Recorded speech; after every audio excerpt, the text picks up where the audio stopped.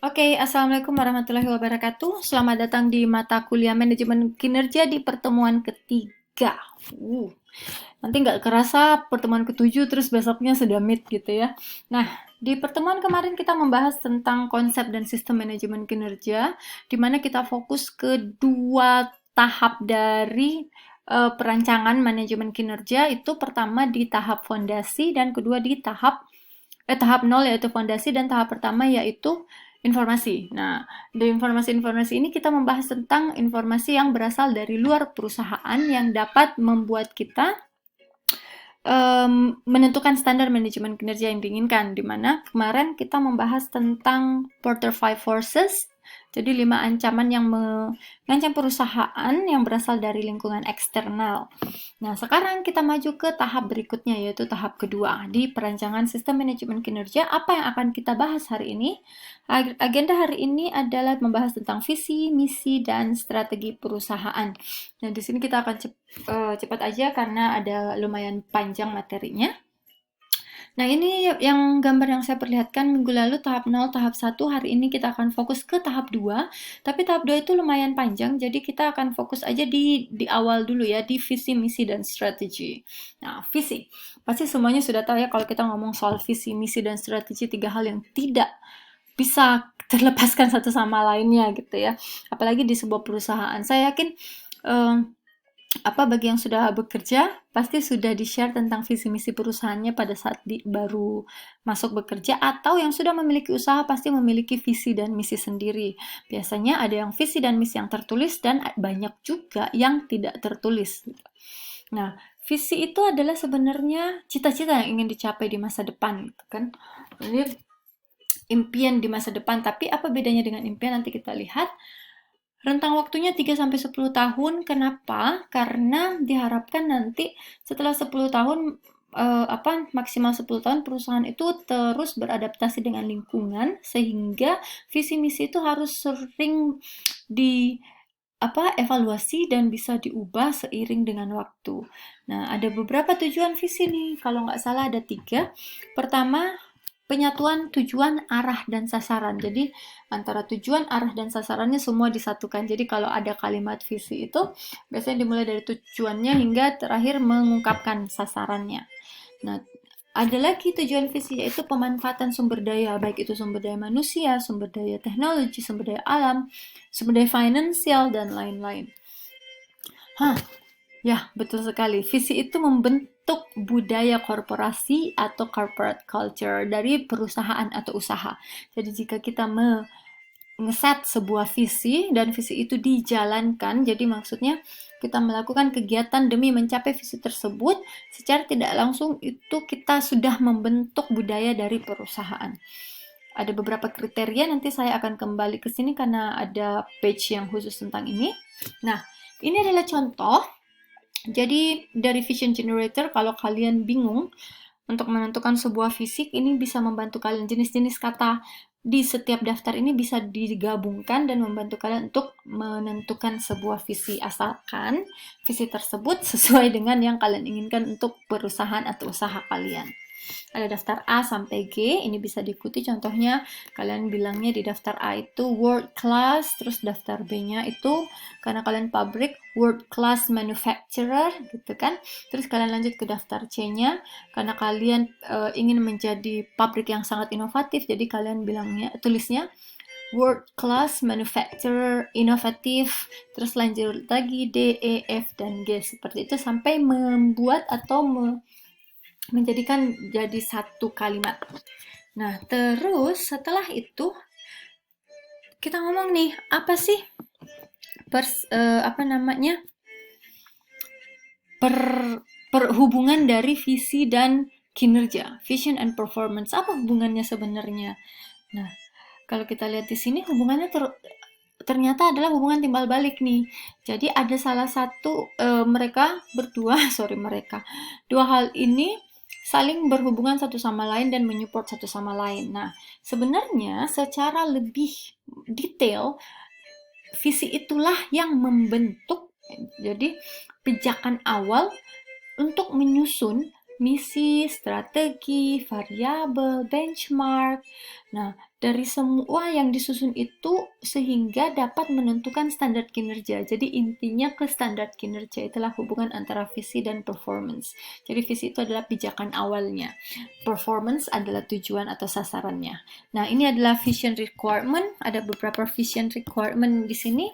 Pertama, kalimat tunggal dan bukan kata-kata kosong, makanya tadi saya lihatkan pada saat contoh itu ada beberapa daftar kata-kata yang akan disusun menjadi satu kalimat utuh. Nah, itu makanya visi itu hanya terdiri dari satu kalimat. Bukan kata-kata kosong maksudnya adalah visi itu harus dapat dihitung, dicapai gitu kan. Bukan sesuatu yang hiasan, kata-kata hiasan atau impian yang tidak kuantitatif atau tidak dapat dihitung. Memberikan inspirasi, inspiring you, and then mudah dimengerti dan diingat oleh karyawan. Jadi dengan membaca visi, pegawai itu dapat membayangkan dirinya berada di sebuah perusahaan yang inspirasi seperti itu global. Jadi ada pimpinan itu karena tadi ini harus mengikuti dengan perubahan lingkungan. Nah, ini adalah tugas. Kalau bisa dilihat di sini, kalau kita lagi-lagi ini adalah materi saya di kelas offline. Kalau di kelas offline kita ini break dan saya beri tugas untuk diskusi. Ada 5 tugas di sini. 5 perusahaan gitu kan, perusahaan startup yang masih lumayan baru. Ada iGrow, ada Kita Bisa, ada Usaku kalau nggak salah ini ya, Angon, terus Ruang Guru. Ini adalah beberapa usahanya. iGrow itu di pertanian online, Kita Bisa di situs donasi, uang elektronik, dan lain-lain. Tugasnya akan saya berikan selanjutnya ya. Ini juga berikutnya aja. Nah, sekarang kita masuk ke misi. Misi, setelah menentukan visi yang berisi cita-cita, misi berisi alasan perusahaan didirikan. Kriterianya ada beberapa. Jadi kalau visi itu 10 tahun, kalau misi itu cukup luas, jadi untuk jangka waktu yang panjang. Tapi cukup spesifik untuk mengkomunikasikan arah-arah yang dituju oleh perusahaan. Dan fokus pada kompetensi perusahaan. Ada beberapa langkah di sini. Nanti nanti itu langkah-langkahnya akan saya jelaskan di slide berikutnya ya, karena itu akan berulang lagi langkah-langkah dari misi. Nah, sama dengan visi, misi juga mempunyai beberapa contoh-contoh nih, ada lebih panjang ya. Ini adalah misi dari beberapa perusahaan di luar. Ada Boeing, ada 3M, Walt Disney, HP, Walmart, dan lain-lain. Sedangkan di Indonesia ada beberapa contoh dari misi perusahaan. Ada perusahaan Telkom, SBM ITB, PLN, dan lain-lain. Ini requirement-nya kalau kalian mungkin membuat misi. Jadi kalau visi hanya satu kalimat, kalau misi tidak lebih dari satu paragraf, kan? Mendefinisikan apa yang dikerjakan dan tidak dikerjakan.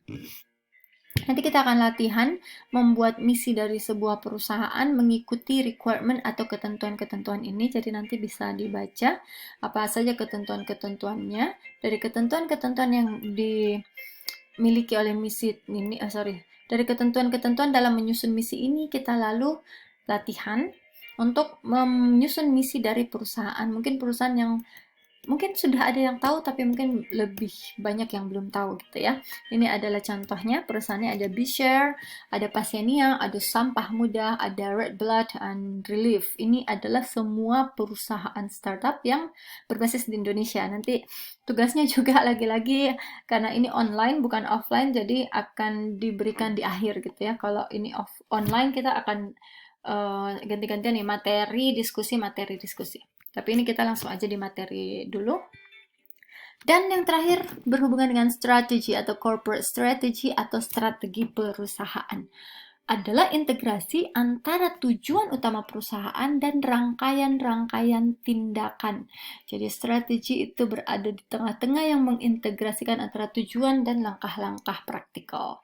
Ada 4 elemen kunci dalam penetapan strategi. Yang pertama, continuity atau berkesinambungan. Kedua, proses development, jadi strateginya memiliki pengembangan dalam proses. Competitive advantage berisi tentang bagaimana kita mengeksploitasi kelebihan atau competitive advantage dari perusahaan dan bagaimana mengintegrasikan perusahaan dan lingkungan. Ini sangat penting, apalagi dengan isu lingkungan yang belakangan ini sangat mengkhawatirkan ya, kondisi lingkungan yang sangat mengkhawatirkan. Nah, 3 jenis tes, ada beberapa tes, ada value added test. Jadi untuk menilai strategi kalian apakah berhasil atau tidak, kita bisa menggunakan value added tes yang mengukur value added, nilai tambah.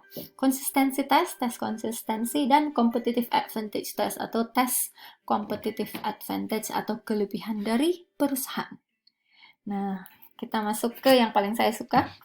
Kenapa saya paling suka? Karena ini berhubungan dengan practical. Jadi sesuatu yang saya bisa aplikasikan baik di pekerjaan ataupun memang di usaha gitu. Ada 4 basic strategies ini bagi kalian yang mempunyai perusahaan atau berusaha atau akan berusaha. Kalian harus tahu 4 strategi dasar yang dilakukan oleh setiap perusahaan atau usaha. Pertama, low cost strategy, strategi yang sangat populer yaitu strategi harga murah. Jadi memberikan harga murah kepada pelanggan. Yang kedua, product leadership strategy. Ini strategi yang dimainkan oleh perusahaan-perusahaan pendatang pertama, first mover advantage kalau kita sebutnya di dalam dunia manajemen. Jadi seperti yang dilakukan oleh perusahaan-perusahaan yang baru masuk. Contohnya kemarin kalau tahu yang pertemuan kemarin kita membahas Tesla. Tesla adalah pemimpin di pasar dan yang first movernya, pendatang pertamanya. Dia menerapkan product leadership. Complete customer solution strategy ini jika kalian merasa bahwa produk kalian bukan yang terbaik di pasar, tapi kalian ingin merebut hati pelanggan, kalian bisa membuat complete customer solution. Jadi memberikan pelayanan prima, solusi yang sangat atau solusi yang mendekati sempurna untuk konsumen. And system lock-in strategy adalah strategi yang dijalankan oleh Apple. Contohnya, jadi kalau kalian jadi pelanggannya, kalian akan di lock in atau dikunci sehingga pada saat kalian akan berganti produk itu shifting biayanya untuk keluar dari produk atau mengganti produk tersebut sangat tinggi. Contoh nih, kalau kita punya produk Apple aja, ya produk Apple itu spesifikasinya kan masih ada yang lebih besar tuh dari Apple. Nah, terus tapi Apple menerapkan lock-in strategy. Jadi kalau kalian tidak menggunakan Apple lagi, serasa kayak kelasnya jatuh gitu kan. Jadi biasanya mayoritas kita membeli Apple itu memang karena brandnya gitu. Terus ini strategy and performance, apa hubungannya? Itu gampang banget lah, apa hubungannya ya. Dan terakhir adalah studi kasus. Jadi saya akan tidak menjelaskan ini tapi memperlihatkan ini, silahkan di capture karena itu akan berhubungan dengan tugas kita. Nah, terima kasih sudah menonton dan mendengarkan materi hari ini. Sampai jumpa lagi di materi berikutnya. Assalamualaikum warahmatullahi wabarakatuh.